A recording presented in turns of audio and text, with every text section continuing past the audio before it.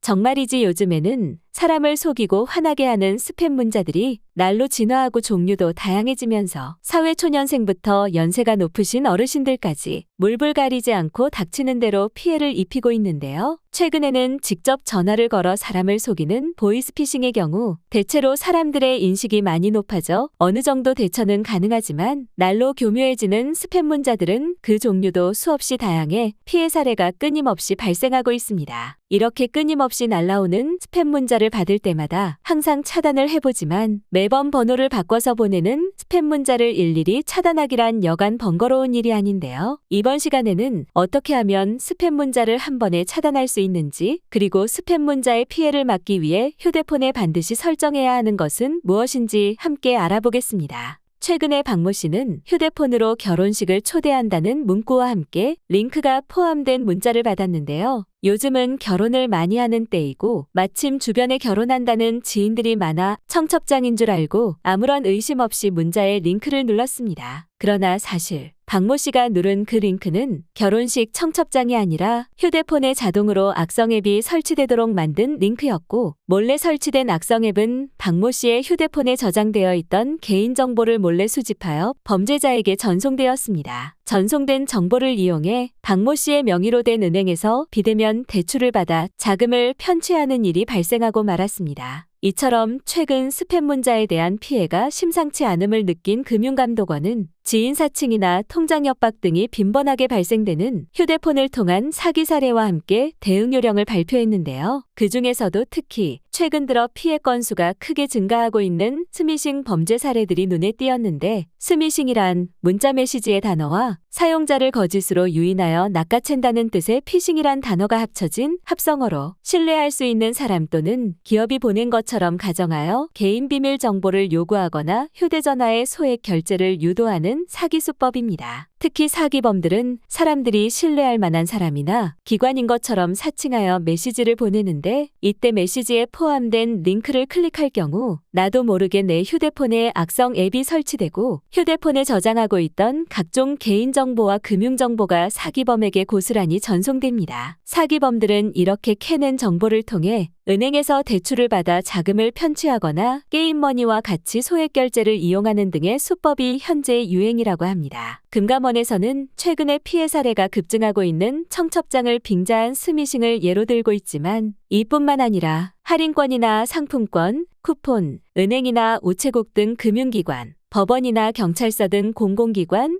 택배사, 소액결제 알림, 휴대폰 고지서, 국민건강보험공단 등 그 종류도 정말 셀 수 없이 다양합니다. 저 또한 제 신상 정보가 어떻게 유출되었는지 최근 들어 제 실명을 거론한 스팸 문자들이 하루에도 여러 통 왔었고, 이러한 문자를 받을 때마다 해당 번호를 차단해보지만 매번 새로운 번호를 차단하려고 하니 너무나도 큰 스트레스를 받았습니다. 그래서 저는 이렇게 번호를 하나하나 차단하는 것보다는 특정한 문구를 차단하는 방법을 추천드리는데요. 차단하는 방법으로는 우선 휴대폰에 있는 문자 메시지 아이콘을 누릅니다. 우측 상단의 점 3개를 누릅니다. 아래에 있는 설정으로 들어갑니다. 목록 중에 전화번호 및 스팸 차단을 누릅니다. 여기서 수신 차단으로 들어가면 전화번호를 입력하거나 문자 메시지를 클릭하여 차단할 수 있으며, 차단 메시지로 들어가면 그동안 차단했던 메시지를 확인할 수 있습니다. 여기서 우리가 들어가야 할 곳은 가운데에 있는 차단 문구인데요. 차단 문구로 들어가면 다음과 같은 화면이 나옵니다.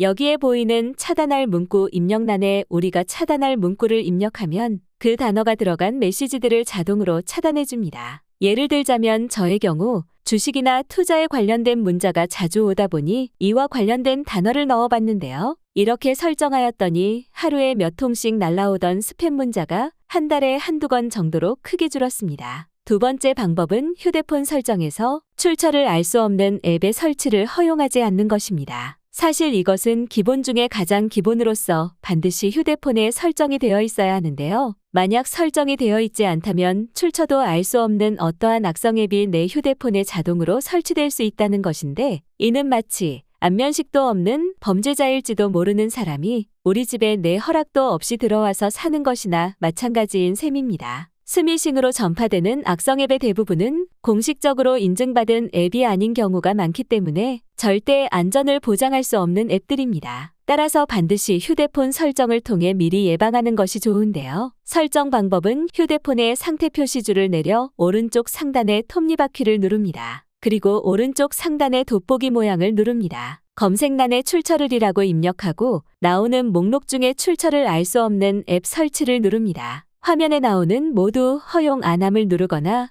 허용됨이라고 표시된 어플로 들어가 허용 안함으로 바꿔주면 완료됩니다. 설정을 완료한 뒤로 어느 날 갑자기 출처를 알 수 없어 앱을 설치할 수 없다는 문구가 나온다면 절대 설치하지 말아야 하며 혹시나 필요에 따라 반드시 설치해야 하는 앱이 있다면 일시적으로만 허용하고 반드시 재설정하는 것이 좋습니다. 세 번째 방법은 두나콜에서 수신 거부를 등록하는 것인데요. 두나콜이란 공정거래위원회에서 주관하고 한국소비자원에서 위탁받아 운영하는 곳으로 정부기관이 운영하는 사이트입니다. 이곳에 본인의 전화번호를 등록하면 금융이나 보험상품 등을 비롯한 텔레마케팅의 광고 전화를 자동으로 수신 거부해주는 무료 서비스입니다. 방법은 매우 간단한데요. 포털 사이트에 두나콜을 검색한 뒤 두나콜 또는 전화 권유 판매 수신 거부 의사 등록 시스템에 들어갑니다. 소비자를 눌러서 들어간 뒤 가장 아래에 있는 수신 거부 등록 신청을 눌러 절차에 따라 진행하시면 등록을 완료할 수 있습니다.